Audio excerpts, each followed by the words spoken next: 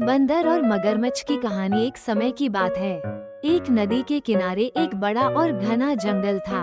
उस जंगल में एक पेड़ पर एक चालाक बंदर रहता था। उस पेड़ पर स्वादिष्ट जामुन होते थे, जिन्हें बंदर बड़े चाव से खाता था। उसी नदी में एक मगरमच्छ भी रहता था। मगरमच्छ और बंदर अच्छे दोस्त बन गए थे।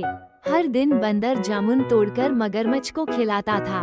एक दिन मगरमच्छ ने कुछ जामुन अपनी पत्नी को खिलाने के लिए ले जाकर दिए। मगरमच्छ की पत्नी ने जामुन खाकर कहा, अगर ये जामुन इतने मीठे हैं, तो सोचो बंदर का दिल कितना मीठा होगा। मुझे उसका दिल खाना है।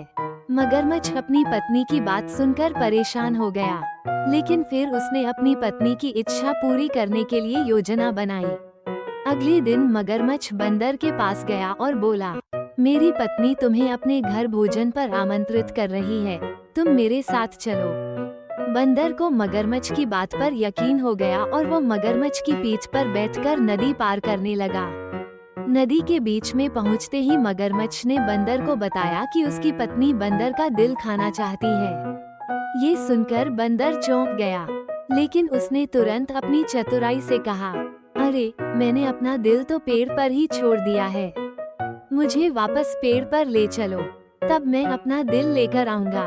मगरमच्छ बंदर की बातों में आ गया और उसे वापस पेड़ के पास ले गया। पेड़ पर चढ़ते ही बंदर ने कहा, अरे मूर्ख मगरमच्छ, दिल कोई बाहर छोड़ने वाली चीज है क्या? जाओ, अब मैं तुम्हारे जाल में कभी नहीं फंसूंगा। इस तरह बंदर ने अपनी चतुराई से अपनी जान बचा ली और मगरमच्छ को पछतावा हुआ कि उसने अपने दोस्त के साथ विश्वासघात करने की कोशिश की। कहानी से सीख, संकट के समय हमें अपनी बुद्धिमानी से काम लेना चाहिए और कभी भी दूसरों के साथ विश्वासघात नहीं करना चाहिए।